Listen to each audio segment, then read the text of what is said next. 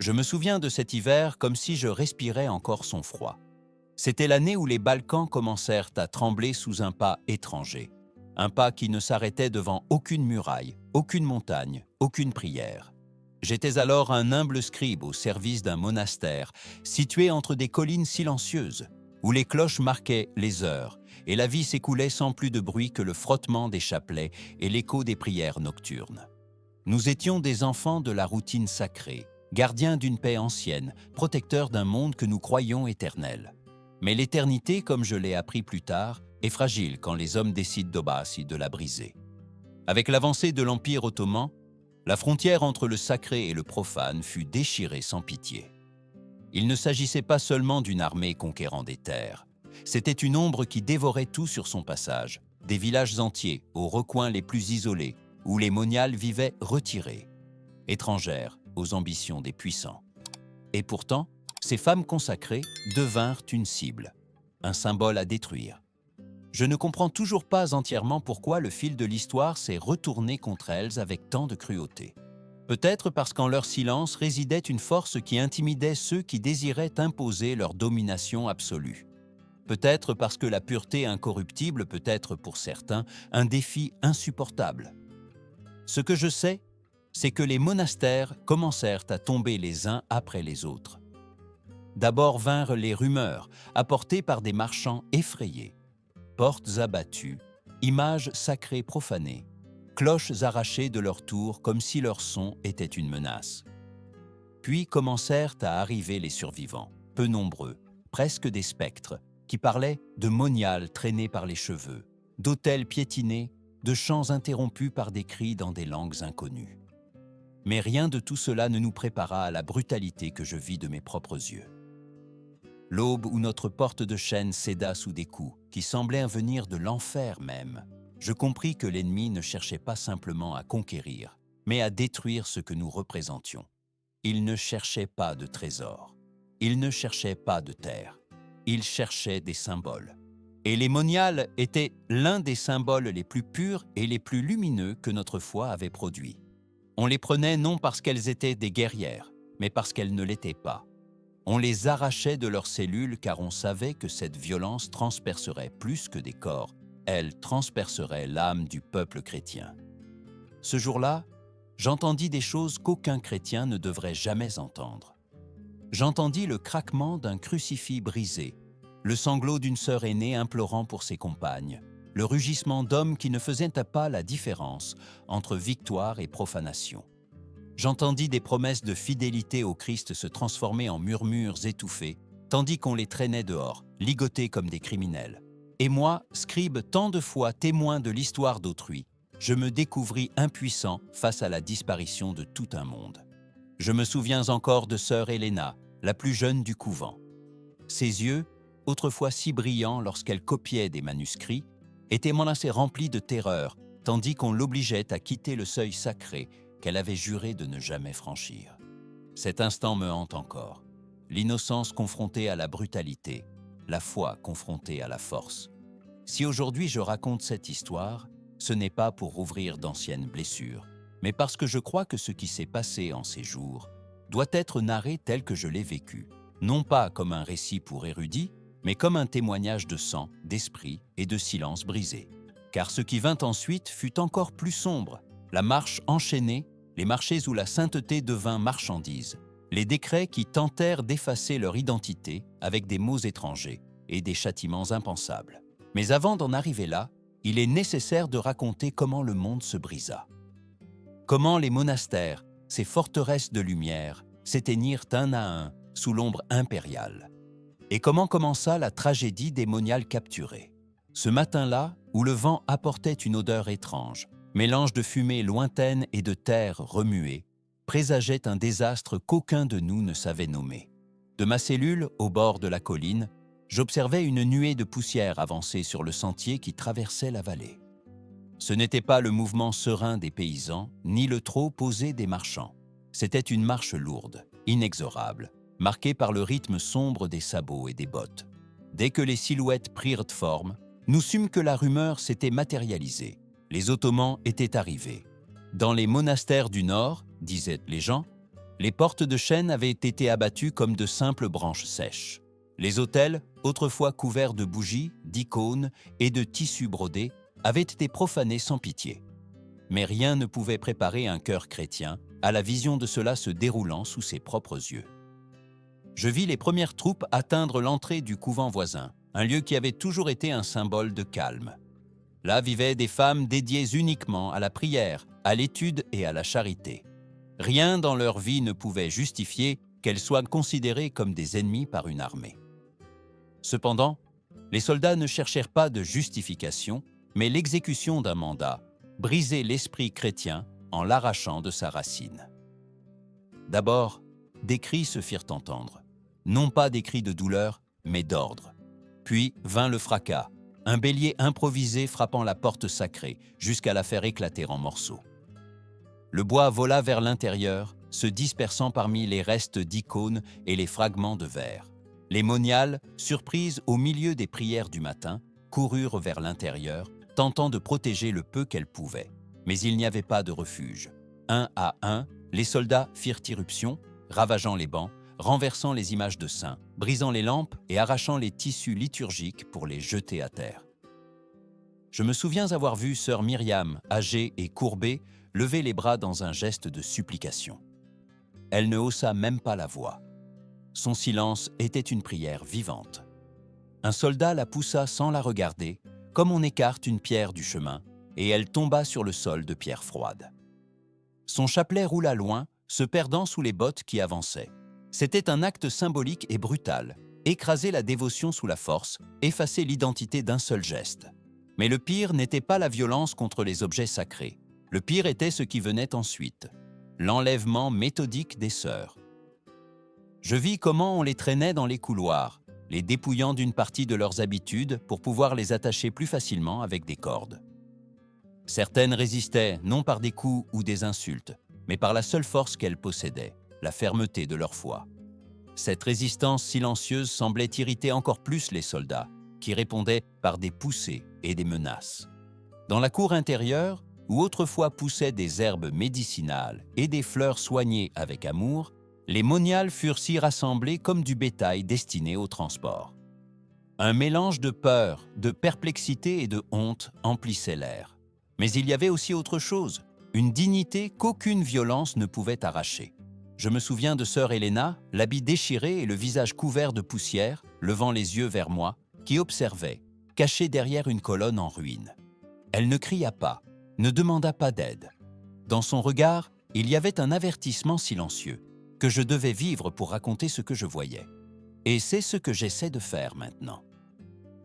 Tandis qu'on les regroupait en file, les soldats inspectaient les lieux à la recherche d'objets de valeur. Mais ils ne se déplaçaient pas avec l'avidité des pillards ordinaires, ceux qui cherchent de l'or ou de la vaisselle. Non. Ils cherchaient des preuves spirituelles pour les détruire. Ils prenaient des Bibles, les arrachaient des mains des sœurs aînées, déchiraient les pages et les laissaient flotter dans l'air comme des feuilles mortes. Je vis un jeune soldat arracher un crucifix cloué au mur et, sans y penser, le jeter contre la fontaine centrale. Le son du métal frappant la pierre résonna dans toute la cour comme un blasphème impossible à effacer. Mais même cette brutalité n'était pas la fin. L'intention était claire, non seulement détruire le couvent, mais dépouiller les sœurs de tout ce qui les définissait. Les transformer encore sans identité, en trophées qui démontraient la domination du nouveau pouvoir. Quand les portes du couvent restèrent ouvertes, exposées comme une blessure saignante, la marche commença. Les moniales furent obligées de marcher pieds nus, beaucoup les mains attachées dans le dos. Leurs pas résonnèrent sur le sol comme un triste requiem. Elles n'étaient pas des criminels, elles n'étaient pas des prisonnières de guerre. Elles étaient les victimes d'une stratégie qui cherchait à briser la foi d'un peuple en arrachant les voix qui priaient pour lui.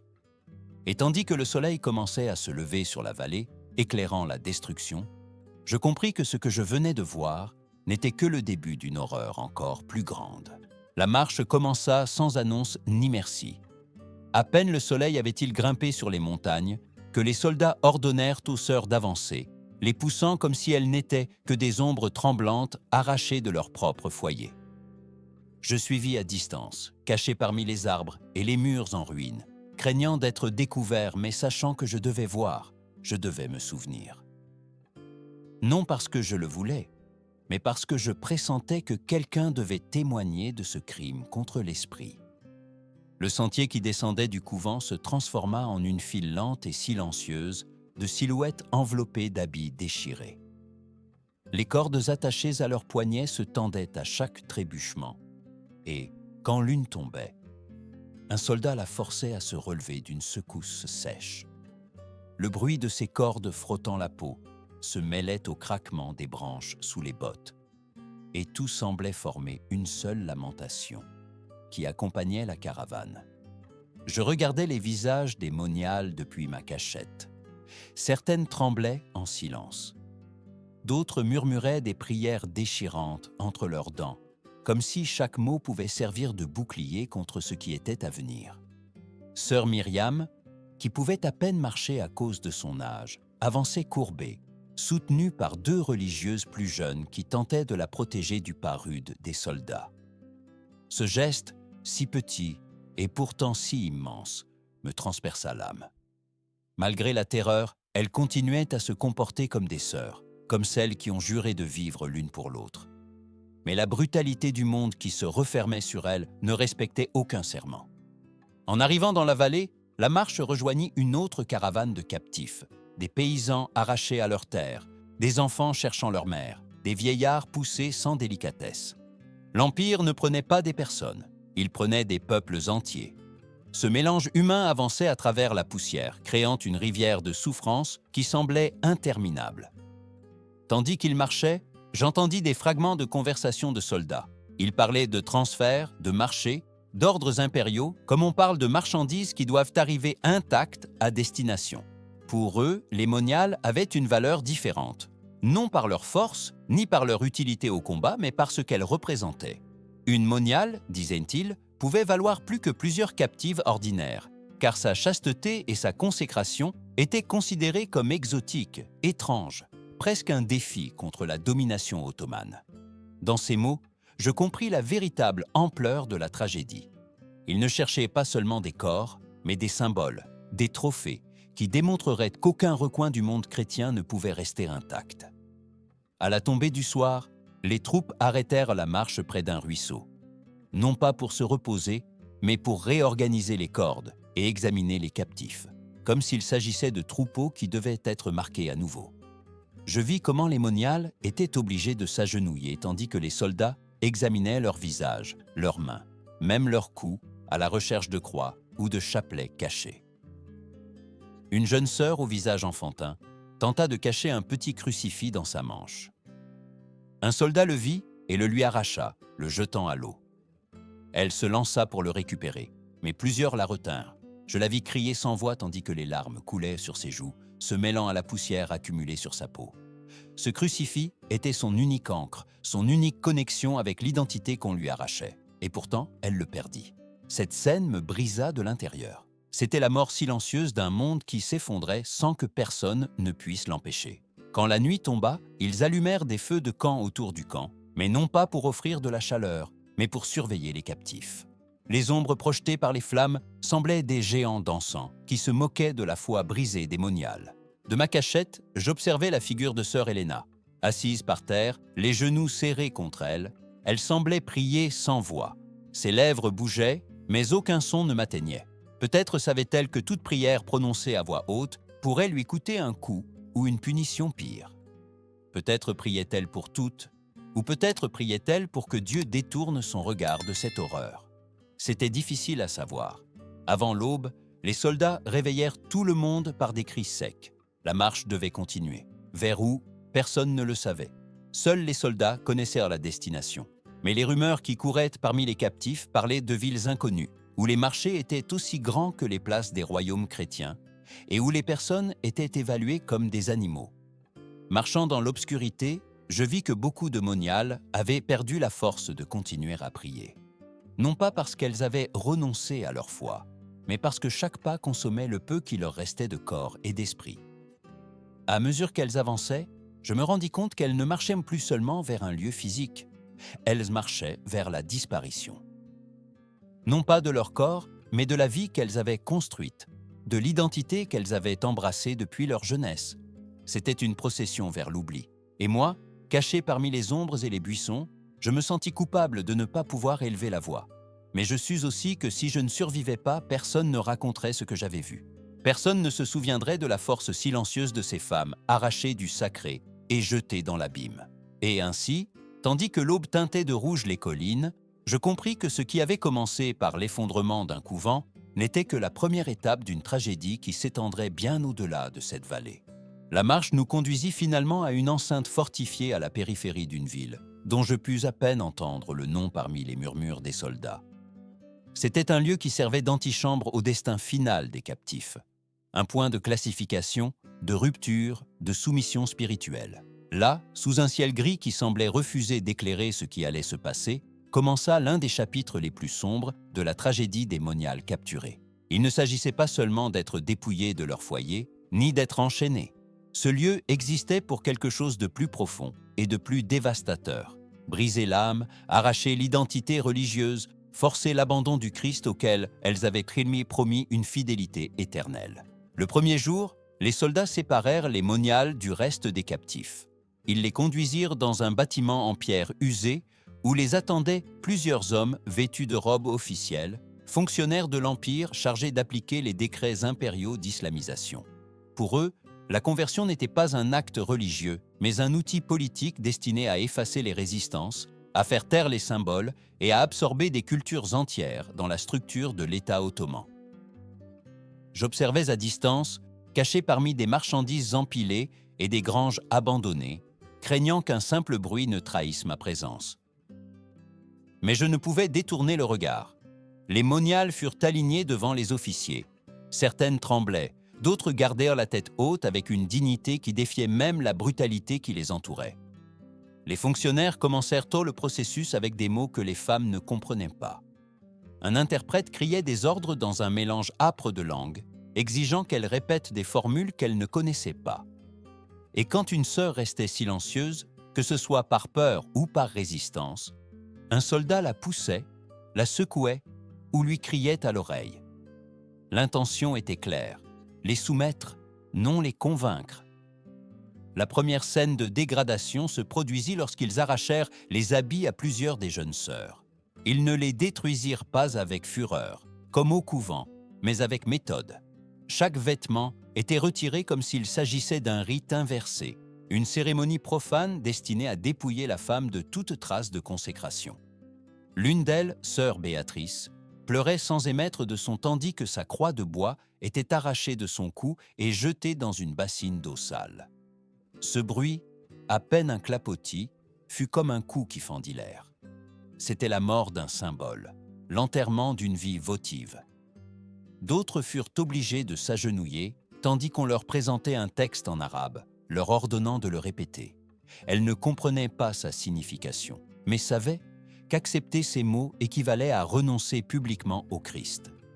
C'est pourquoi beaucoup restèrent silencieuses, et ce silence fut interprété comme un défi. La réponse fut immédiate.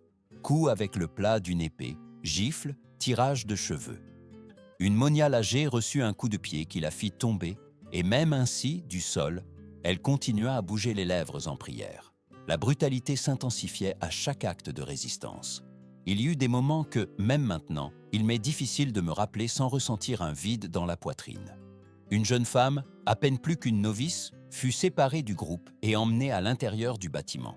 Nous ne savions pas pourquoi. Quand elle réapparut, des heures plus tard, son visage avait perdu toute expression.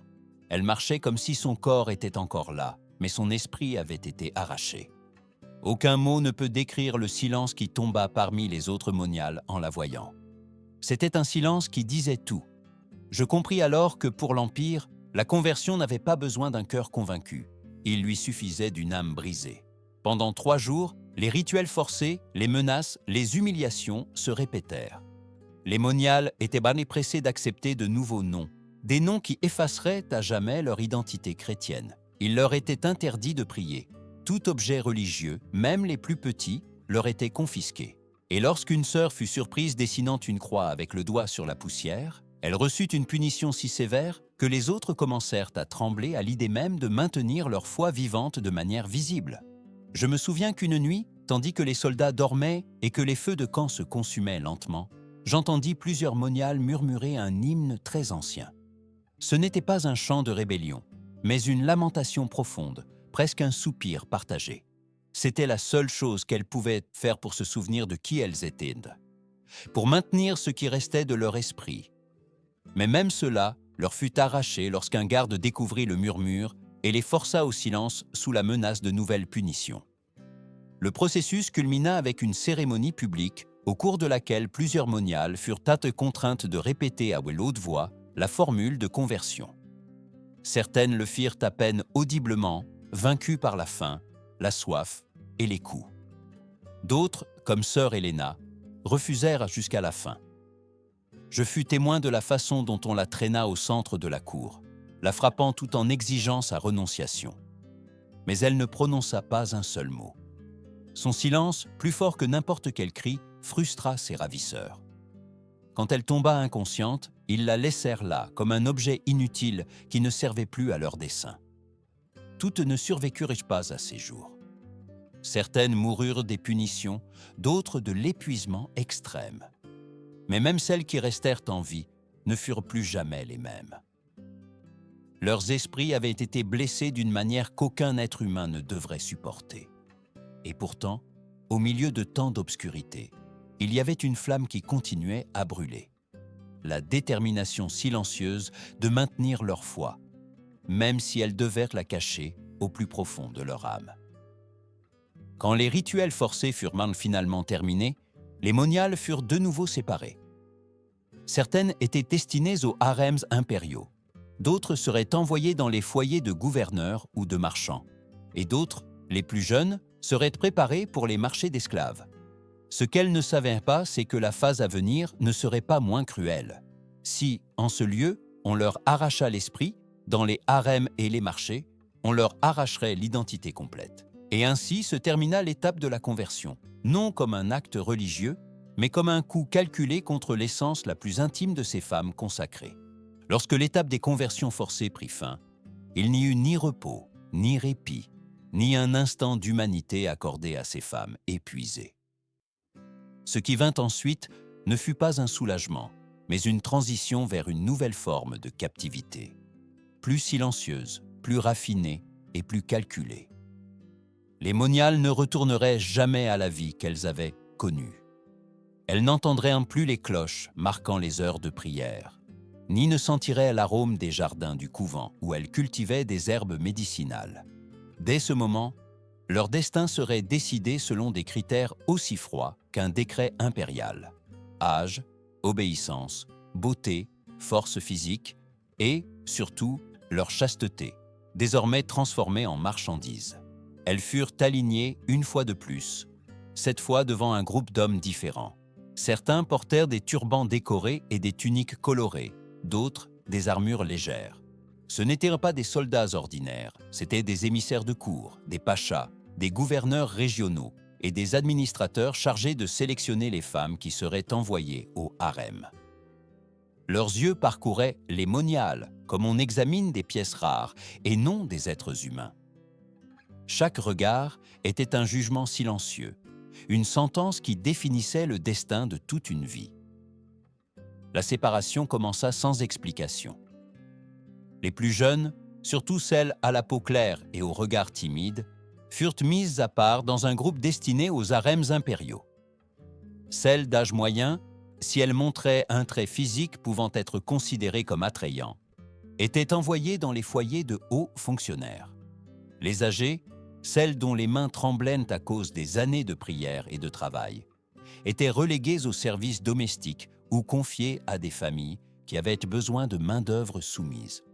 La cruauté n'était pas toujours bruyante. Parfois, elle s'exprimait par une indifférence absolue. Sœur Helena, encore faible après avoir résisté à la conversion, fut sélectionnée pour le groupe destiné au harem provincial d'un gouverneur. Quand j'entendis la décision, je sentis que quelque chose en moi se brisait. Helena n'avait pas été faite pour obéir aux hommes, ni pour vivre sous la surveillance constante d'eunuques, ni pour marcher dans des couloirs où le silence n'était pas sacré, mais imposé. Sa vie avait été consacrée à une forme de retraite qui contrastait de manière brutale avec ce qui l'attendait. Mais rien ne pouvait être fait. Les femmes furent poussées dans des chariots couverts et partirent inaïdes sans savoir si elles reverraient la lumière libre du ciel. Le voyage vers les harems ne fut pas une marche comme la précédente, mais un déplacement prudent, presque méticuleux. Les femmes sélectionnées devaient arriver intactes, non par considération humaine, mais parce que tout dommage réduisait leur valeur en tant que propriété. Cette réalité, si froide, faisait que les gardes les surveillaient avec un mélange pervers de contrôle et de prudence. Elles ne pouvaient pas s'échapper, mais ne pouvaient pas non plus être frappées sans motif, car cela affecterait la transaction future. Ce fut la première fois que je compris que pour certains, la violence n'était pas seulement une brutalité physique, elle pouvait aussi être une administration sophistiquée de la domination. En arrivant à la résidence du gouverneur, je vis une structure aussi vaste que l'ombre qu'elle projetait. De hauts murs protégeaient un monde intérieur auquel aucun homme, à l'exception des propriétaires et des eunuques, ne pouvait accéder. Les portes se refermèrent derrière les moniales comme si elles avalaient leur liberté. À l'intérieur, les couloirs étaient éclairés par des lampes à huile, mais la lumière chaude n'offrait aucun réconfort. C'était une lumière qui révélait la surveillance, non le refuge. Une femme âgée, surveillante du harem, s'approcha des nouvelles arrivantes. Son visage était sévère, marqué par des années d'obéissance rigide. Elle exigea le silence, ordonna qu'elles s'agenouillent et leur expliqua, par l'intermédiaire d'un interprète, qu'à partir de ce moment, elles devaient oublier leur passé. Aucune mention de leur foi, aucune prière, aucun geste qui rappellerait le Christ qu'elles avaient servi. Même les murmures pouvaient être punis. Les règles étaient beaux simples et absolues. Obéissance totale, soumission totale, silence total. Les habitudes furent remplacées par des vêtements fins, non par choix, mais par imposition. Les moniales regardaient ces étoffes avec un mélange de honte et de perplexité. Elles avaient passé des années à couvrir chaque partie de leur corps comme expression de dévotion et de modestie. Et maintenant, elles se voyaient obligées de porter des tenues destinées à plaire, non à protéger leur dignité. Les nuits au harem étaient les plus cruelles. Non pas parce qu'il y avait des châtiments visibles, mais parce que le silence pesait comme une chape de plomb. Ce n'était pas le silence du couvent, rempli de paix et de recueillement, mais un silence tendu, surveillé par des gardes qui marchèrent dans les couloirs, attentifs aux moindres sons qui pourraient défier l'ordre. Les femmes tentaient de dormir, mais les pensées les poursuivaient. La perte de leur nom, de leur foi manifestée, de leur identité. Beaucoup priaient en silence, bougeant à peine les lèvres, craignant que même ce petit acte ne soit découvert. Une nuit, je vis sœur Béatrice assise près d'une petite fenêtre grillagée, observant la lune. Elle ne priait pas à voix haute, mais ses yeux parlaient d'un deuil profond. La lune était la seule chose qui restait intacte entre sa vie passée et la présente. Ni les soldats, ni les décrets, ni le gouverneur ne pouvaient lui arracher le souvenir de ce qu'elle avait été. C'était la dernière connexion avec le monde qu'on lui avait volé. Les jours s'écoulaient entre les tâches assignées par la surveillante, les leçons obligatoires d'étiquette et la surveillance constante. Certains gouverneurs ou nobles visitaient occasionnellement le harem pour inspecter les nouvelles arrivantes, évaluant la docilité de chacune. C'était un acte qui transformait la dignité humaine en marchandise, la spiritualité en un défaut dont il fallait se défaire. Mais le plus dévastateur n'était pas l'oppression physique, mais la psychologique. La structure du harem était conçue pour détruire lentement l'identité. Chaque jour, une partie du passé s'effaçait, l'habit remplacé, le nom changé, la prière interdite, le silence imposé. C'était une forme de déracinement continu. Cela ne frappait pas le corps, mais l'âme. Et tandis que j'observais tout cela à la distance que mes cachettes me permettaient, je compris qu'il n'y avait rien de plus cruel que de voir une âme être dépouillée de tout ce qui la formait. Les moniales n'étaient pas mortes, mais la vie qu'elles avaient connue était en train d'être enterrée sous leurs propres yeux. Ainsi commença le long enfermement qui consommait leur identité. Un enfermement silencieux, calculé, absolu. Et ce qui attendait ensuite était peut-être encore plus impitoyable, les marchés d'esclaves, où la sainteté serait évaluée comme si c'était un métal précieux. Les jours au harem s'écoulaient avec une lenteur qui semblait étirer le temps, jusqu'à le rendre insupportable. Mais cette quiétude tendue n'était qu'une antichambre, un calme artificiel avant une autre destination encore plus humiliante. Un matin, les soldats arrivèrent avec de nouveaux ordres. Les femmes qui n'avaient pas été assignées au service direct du gouverneur ou de sa famille seraient transférées en ville pour être enregistrées sur les marchés d'esclaves. Quand j'entendis cette annonce, un frisson me parcourut le corps. Je savais que ce que les moniales avaient vécu jusqu'alors n'était que la moitié de la tragédie, et que ce qui venait maintenant serait une épreuve qui dépouillerait même les derniers vestiges de dignité qu'elles conservaient encore. Le transfert fut rapide, sans cérémonie ni explication. Les femmes furent chargées dans des chariots couverts et conduites vers le cœur commercial de la ville. À mesure que nous approchions, le murmure croissant des voix, des animaux et des cris des colporteurs formait un chaos inquiétant. Les marchés d'esclaves n'étaient pas des recoins cachés, mais des espaces centraux, des lieux où la vie humaine était offerte publiquement comme une marchandise légale et réglementée. Quand les chariots s'arrêtèrent, une odeur amère, mélange de sueur, de poussière et d'humidité, emplit l'air. Les cris des vendeurs et des acheteurs se mêlaient dans un bruit constant. Et au milieu de tout cela, les moniales furent obligés de descendre. La première chose que firent les fonctionnaires du marché fut de les conduire vers un pavillon où toutes devaient être examinées. Ce n'était pas un examen médical tel que nous le connaissons, mais une inspection froide, presque mécanique, destinée à déterminer la valeur de chaque captive. On les obligea à retirer une partie de leurs vêtements, non par nécessité, mais pour que les acheteurs puissent évaluer leurs conditions physiques. Ces femmes qui avaient dédié leur vie à la modestie et au recueillement spirituel se retrouvèrent exposées devant des hommes inconnus qui parlaient des langues qu'elles ne comprenaient pas. Je vis le visage de sœur Béatrice au moment où un inspecteur l'obligea à lever le menton. Ses yeux se remplirent de larmes, non de douleur physique, mais d'humiliation.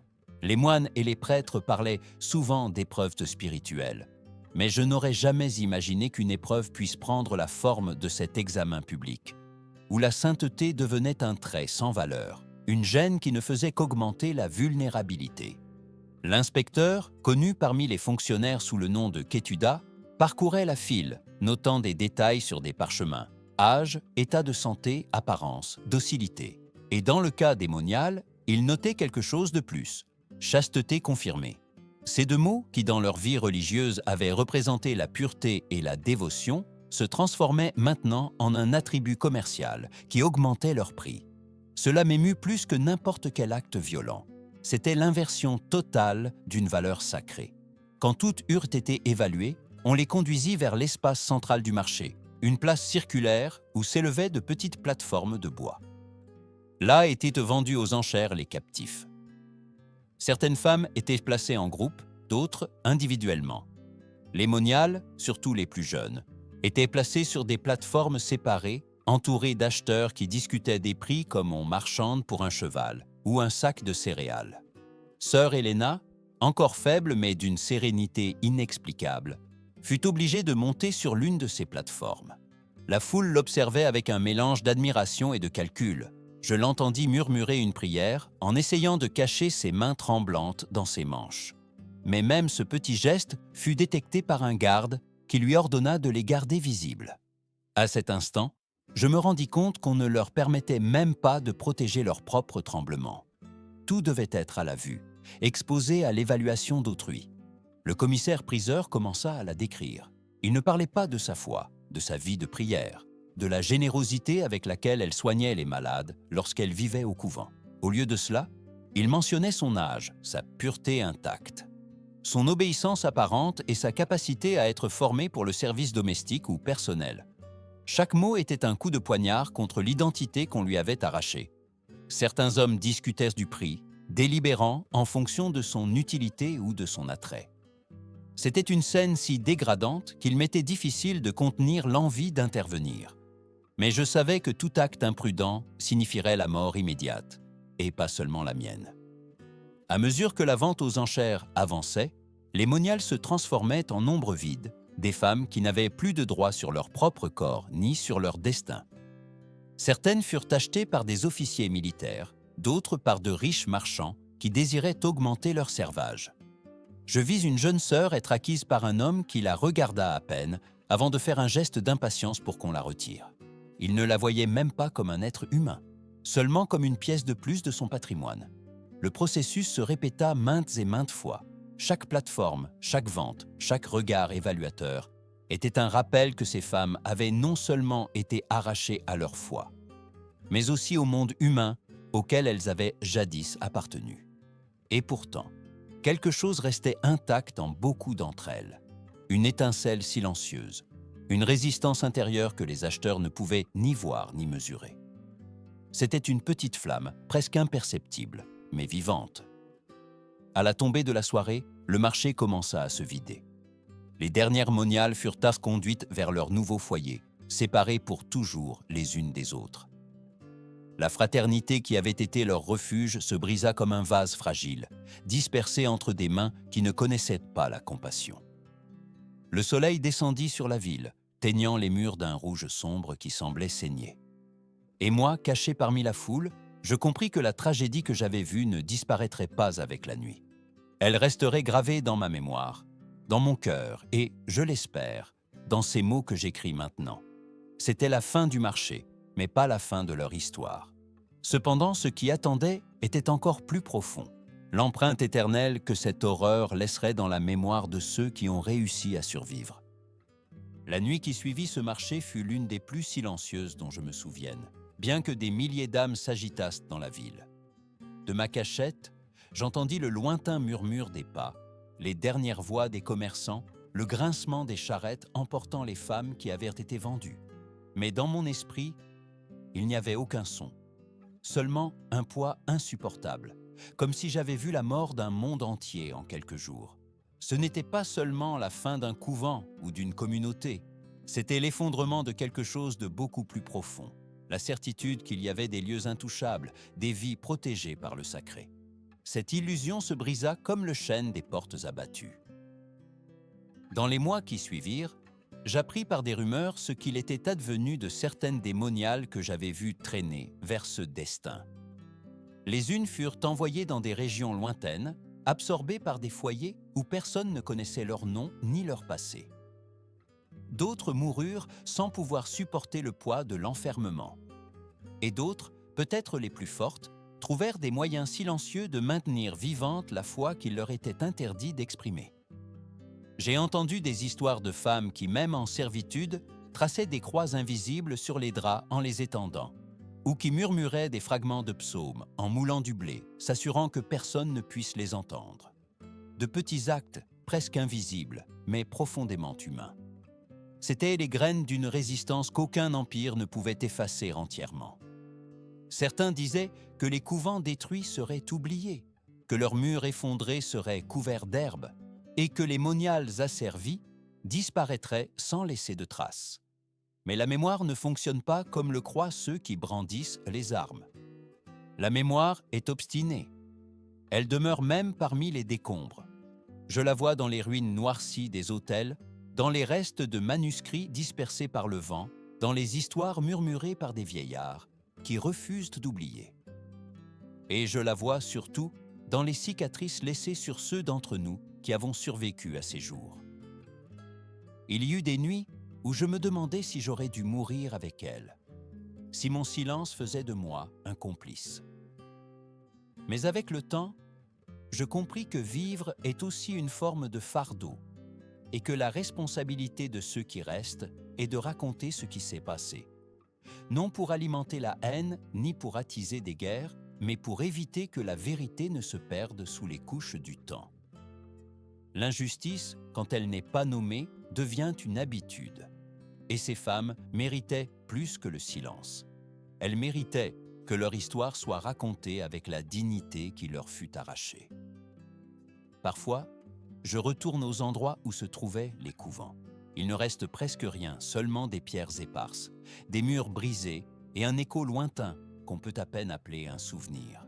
Mais quand je ferme les yeux, je peux imaginer les voix des moniales récitant les prières matinales, les cloches marquant les heures, la paix qui habitait ces murs avant l'arrivée de la tempête. Cette paix, bien que détruite, reste vivante dans la mémoire de ceux qui l'avons connue. Et bien que l'Empire ait prétendu effacer leur existence, la seule chose qu'il a réussi, c'est que leurs souffrances deviennent partie d'une histoire plus grande, une histoire qui doit être racontée encore et encore. Maintenant, tandis que j'écris ces mots comme un vieux chroniqueur qui a vu plus de tragédies que son cœur n'aurait pu en supporter, je sais que ce récit n'est pas seulement un témoignage.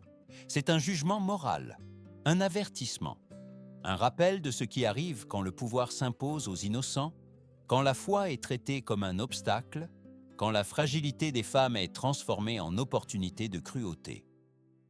Aucun empire, aussi grand soit-il, n'a le droit d'éteindre la lumière d'un autre peuple. Aucun conquérant ne peut justifier la destruction spirituelle de ceux qui ne désiraient que vivre en paix. Et maintenant, c'est à ton tour, lecteur de ces lignes.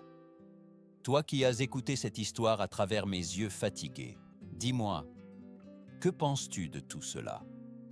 Que penses-tu de la violence exercée contre ceux qui n'avaient pas d'armes, de l'abus déguisé en pouvoir, de l'injustice qui s'abat sur les innocents comme une ombre interminable? Partage ta pensée, dis ta vérité, car tant qu'il y aura quelqu'un prêt à se souvenir et à parler, aucune histoire, aussi sombre soit-elle, ne restera enterrée pour toujours.